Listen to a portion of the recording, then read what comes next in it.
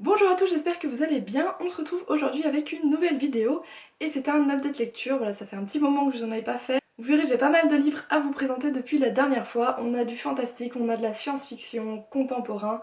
On a pas mal de genres différents et du coup je vais vous partager ça en deux parties. Je vais commencer avec les livres en VF et finir avec les livres en VO. On commence avec L'homme en bas de chez elle de Fabienne Kisvel qui est sorti aux éditions Librinova. Alors c'est un livre qui sort un peu de ce que j'ai l'habitude de lire. Donc au début voilà, j'avais un peu hâte et en même temps peur de me plonger dedans parce que je ne savais pas vraiment ce que j'allais en penser. Et finalement ça a été vraiment une très très bonne lecture, proche du coup de cœur, qui m'a vraiment émue et touchée.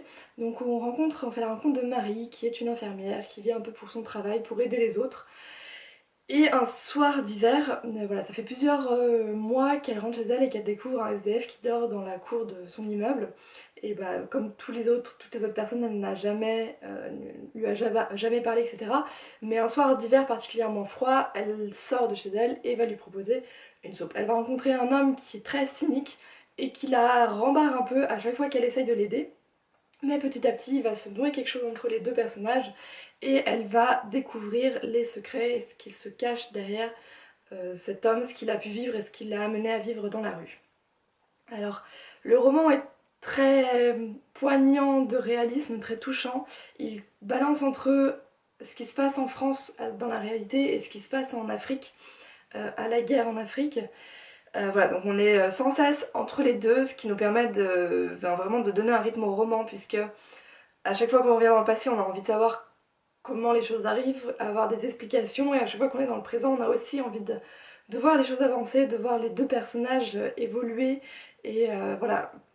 Euh, les- Enfin, en France, on a la reconstruction, en Afrique, on a des scènes très dures de violence, de réalisme, et en même temps très touchantes, très poignantes. Enfin, l'auteur a su mettre des mots pour que ce ne soit pas absolument cruel et horrible à lire, mais qu'en même temps on comprenne voilà, la dureté de ce qu'est notre réalité, de ce qu'est la guerre, de tout le malheur qu'elle peut amener chez les gens et le poids en fait de tout ce passé chez Mathieu, donc qui est le SDF. Et en France, c'est la reconstruction de l'amitié. Vraiment on redécouvre ce qui est le sentiment d'amitié, ce qui est tendre une main pour aider une personne. C'est ça que j'ai beaucoup aimé dans ce livre-là. Voilà, enfin, si vous voulez en savoir plus, il y a ma chronique, je vous mets le lien vers la chronique dans la barre d'infos, mais ça a été un livre que j'ai vraiment beaucoup aimé, que je vous recommande si vous aimez les romances, puisque voilà, même au niveau romance, on a quelque chose de très touchant derrière. Tout ne se focalise pas sur la romance, mais voilà, pour moi, elle a été très touchante et je l'ai beaucoup aimée. On continue ensuite avec une des sorties du mois d'avril, donc c'est La Dernière Étoile, le dernier tome de la cinquième vague de Rick Yancey, qui est sorti aux éditions Robert Laffont dans la collection R. Je suis en train de perdre ma voix. Je suis désolée, je vais y arriver. Donc voilà, un livre très attendu. J'avais envie de connaître la fin et en même temps j'avais peur de la façon dont l'auteur allait amener cette fin-là, puisque le deuxième tome n'apportait presque pas de réponse à nos questions. Donc ça voulait dire que tout était focalisé dans un dernier tome, et je n'avais pas envie de quelque chose qui se termine trop à l'eau de rose. Et finalement, pas du tout. J'ai dévoré ce livre en un week-end, j'ai eu du mal à le poser. Il se passe en très peu de jours, puisqu'en fait, au final, il se déroule en seulement 4 jours. De nouveau, on est entre le point de vue de plusieurs personnages, sauf que cette fois, ça s'enchaîne plus. Dans le deuxième tome, je crois qu'on avait vraiment des parties entre les pages noires, des grosses parties avec tel ou tel personnage. Là, ça s'enchaîne en plein milieu, ce qui permet d'avoir vraiment un rythme au roman, de nous donner envie de lire la suite, puisque, comme d'habitude, à chaque fois, l'auteur nous laisse en plein milieu d'une action avant de changer de point de vue. Donc voilà, on a envie toujours de savoir ce qui donne vraiment, enfin, ce qui nous permet d'enchaîner les pages et les chapitres. On a les réponses attendues et elles m'ont paru assez plausibles. Elles n'ont pas, enfin, je les ai pas trouvées sorties d'un chapeau, euh, pas tirées par les cheveux non plus. Et en même temps, on a une fin qui, j'ai trouvé, termine très très bien cette saga. Pas du tout à l'eau de rose, pas du tout, tout est bien qui finit bien. Voilà, je ne savais pas à quoi m'attendre avec ce dernier tome et finalement il m'a plutôt bien plu. J'ai retrouvé mes personnages chétifs avec toujours leur caractère, le suspense, la tension, on ne sait jamais qui est avec qui va faire quoi, qu'est-ce qui va se passer, est-ce que ce qu'on pense être la réalité est vraiment la réalité. Voilà, l'auteur nous pose toujours à nous poser ces questions et voilà, c'est ça que j'ai bien aimé dans toute cette trilogie et aussi dans son dernier tome. Et puis ce que j'ai remarqué dans celui-là, alors je sais pas si c'était dans les autres, c'est qu'en fait quand on change de point de vue, on change aussi de temps narratif et on retrouve énormément les personnages. Par exemple quand on est du côté de Cassie, on voit qu'elle nous parle à travers son journal intime et du coup c'est au passé et elle a, enfin on retrouve énormément son caractère. Et quand on va partir avec d'autres personnages, on va être plutôt dans du présent, dans de l'action, dans leur tête, voilà. Je pense que je l'avais pas remarqué dans les autres tomes puisque les changements de point de vue étaient... Enfin voilà, on passait beaucoup de temps avec chaque personnage. Là comme on change souvent, je pense que c'est comme ça que j'ai plus vu la différence, voilà. Ou peut-être que je me trompe, je ne sais pas, mais en tout cas j'ai beaucoup remarqué ça dans ce tome là et j'ai beaucoup aimé. Donc si vous aviez peur de vous lancer dans ce dernier tome, pour moi n'hésitez pas, voilà, un très bon dernier tome de saga. On continue avec le dernier tome VF que j'ai lu, c'est TRL d'Agnès Marot, donc dans la collection électrogène des éditions Gulfstream, donc voilà, magnifique livre, magnifique collection avec ici les pages roses et la couverture qui parle très bien, on va dire, qui interpelle le lecteur et correspond absolument au contenu de ce livre-là. Donc là, on va suivre Chloé, qui est une jeune fille qui, voilà, la vie ne lui a pas toujours souri, mais elle a l'air de vivre une vie comme nous, jusqu'au jour où, en fait, elle va tomber amoureuse d'un garçon, et à ce moment-là, elle va découvrir que non, elle n'est pas comme tout le monde, qu'en fait, elle vit dans un espèce de jeu vidéo, qu'elle est filmée sans cesse, et qu'elle ne contrôle pas tout ce qu'elle fait, qu'il y a des gens qui la contrôlent. Un peu comme les Sims ou The Truman Show. Et voilà, ça va amener un peu une série de questionnements, que ce soit de la part de Chloé ou même au lecteur. Et c'est ça que j'ai aimé dans ce livre-là, c'est que Agnès Marot nous pousse à nous poser des questions sur la façon dont on vit. Est-ce que nous-mêmes nous ne sommes pas contrôlés sans nous en rendre compte par des immenses sociétés ou ces choses-là. Voilà, j'ai bien aimé toute cette remise en question qu'elle peut nous amener à faire sans que ce soit non plus un livre qui, voilà, lourd à ce point-là, où on se dise je vis dans une société de merde, etc. Non, on a aussi derrière toute une intrigue, plein d'actions qui nous poussent à franchement dévorer le livre, parce que là aussi je l'ai lu très très vite. On enchaîne différents points, enfin pas points de vue, mais différents temps. Au début c'est un peu dur à s'y faire, donc on suit parfois Chloé dans le présent, parfois dans le passé, elle nous parle parfois directement, parfois non. Et c'est vrai qu'au début, il faut vraiment être attentif. En fait, au début des chapitres, on a une indication sur quand est-ce que c'est en train d'être filmé. Et au début, il faut être vraiment attentif parce que sinon on peut vite se perdre, on sait plus quel événement se passe quand et les remettre dans la chronologie. Mais finalement, j'ai trouvé que ça amenait beaucoup de choses puisque on sait qu'il va se passer quelque chose, mais on ne sait pas comment. Et voilà, c'est ça qui, franchement, moi, qui m'a poussé à lire les pages, à lire les chapitres et à vouloir enchaîner.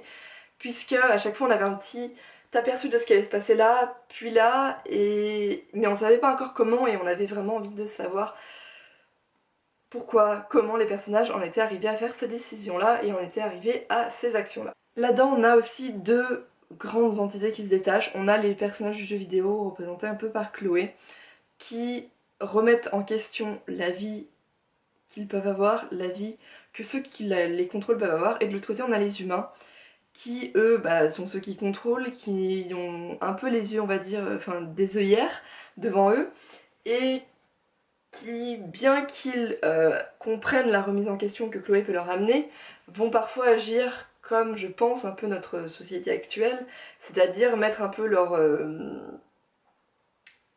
conscience de côté et continuer à vivre leur vie sans se laisser toucher par ce qu'on peut leur dire. Voilà, je pense que là-dessus, Agnès Marot a vraiment retranscrit la manière dont notre société fonctionne aujourd'hui. Bien sûr, tout le monde n'est pas comme ça. Bien sûr, il y a des personnes qui vont, elles aussi, se lever du poing. Et c'est ce qui se passe aussi dans les livres là. Voilà, tout le monde n'est pas absolument corrompu et à rester assis sur son fauteuil à rien faire. Non, on a aussi des humains qui vont aider Chloé et ses acolytes. Bien sûr, plein de personnages dans ce livre-là, des personnages auxquels on s'attache. D'autres qu'on aime détester, franchement il y en a certains que je ne pouvais pas me voir en peinture mais au final j'ai bien aimé, voilà, qu'ils aient ce caractère là. Que puis-je vous dire d'autre à part que franchement pour moi foncez, ouvrez ce livre et plongez-vous dans IRL. On finit avec les livres en VO et on commence avec The Rose and the Dagger de René Adier. Donc c'est le deuxième tome de Captive qui est sorti en français, je ne me souviens plus dans quelle édition, mais le premier tome est déjà sorti en français, le deuxième pas encore. Donc je vous avais présenté lors de mon dernier update lecture, ma lecture du premier, qui avait été un énorme coup de cœur. Voilà, ça se passe dans un pays oriental, on voyage absolument avec ce roman, la romance est... Voilà, est juste énorme, faite pour moi, donc je ne pouvais pas attendre avant de dévorer ce deuxième tome, c'est ce que j'ai fait. Et là aussi, plein de voilà, voyages, couleurs, on a de la magie qui se réveille un peu plus, mais qui se mélange absolument dans le thème de l'histoire et qui fait, voilà, penser mille et une nuits, forcément, sans magie, voilà, il aurait peut-être manqué quelque chose, là ça se fond absolument dans l'histoire. Des personnages forts, des remises en question, l'intrigue qui continue, qui se termine parce que c'est un diptyque, donc ça c'est le dernier tome, une très belle fin. Voilà, j'aurais pas pu imaginer mieux, je pense que ça termine là aussi très bien le diptyque. Et voilà, si vous aimez voyager, si vous aimez les personnages masculins forts, qui sont assez détestables au début mais qu'on apprend après au bout d'un moment à aimer, et que vous aimez aussi les héroïnes un peu badass, puisque là-dedans Scheherazade est absolument badass, franchement allez-y, ne reculez pas, ce diptyque peut être fait pour vous.